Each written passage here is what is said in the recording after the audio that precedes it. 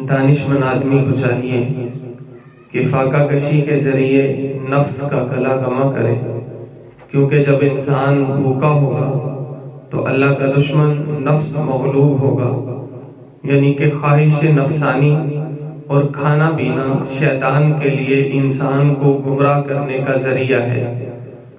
حضور اکرم صلی اللہ علیہ وسلم نے ارشاد فرمایا، بے شک شیطان انسان کے خون کے ساتھ چلتا ہے، تو فاقہ کشی کے ساتھ شیطان کے چلنے کے راستے تنگ کر دو۔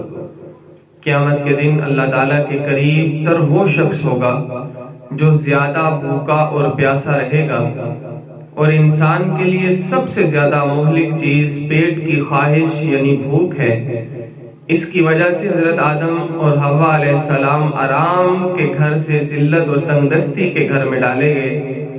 جب ان کے رب نے دونوں کو ایک خاص درخت کا پھل کھانے سے روکا تھا، لیکن ان پر خواہش غالب ہوئی کہ انہوں نے اس کا پھل کھا لیا، جس کی وجہ سے ان کے سطر کھل گئے، اور پیٹ ہی حقیقت میں نفسانی اور خواہشات کا منبع ہے۔ کسی دانشور کا قول ہے کہ جس پر نفس حاوی ہو جائے وہ نفسانی خواہشات کا اسیر ہو جاتا ہے اور فضولیات کے قید خانے میں بند ہو جاتا ہے، اور اس کا دل حقیقی فوائد سے روک دیا جاتا ہے۔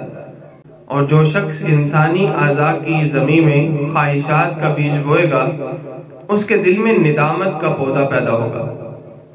اللہ تعالیٰ نے 3 طرح کی مخلوق پیدا کی ہے۔ نمبر 1، فرشتوں کو پیدا فرمایا اور ان کو عقل دی، مگر نفسانی خواہشات ان میں نہیں رکھی۔ نمبر 2، چوپائے پیدا فرمائے، ان میں خواہش رکھی لیکن ان میں عقل نہیں رکھی۔ نمبر 3، انسان کو پیدا فرمایا اور اسے عقل دی اور خواہش دونوں عطا فرمائی۔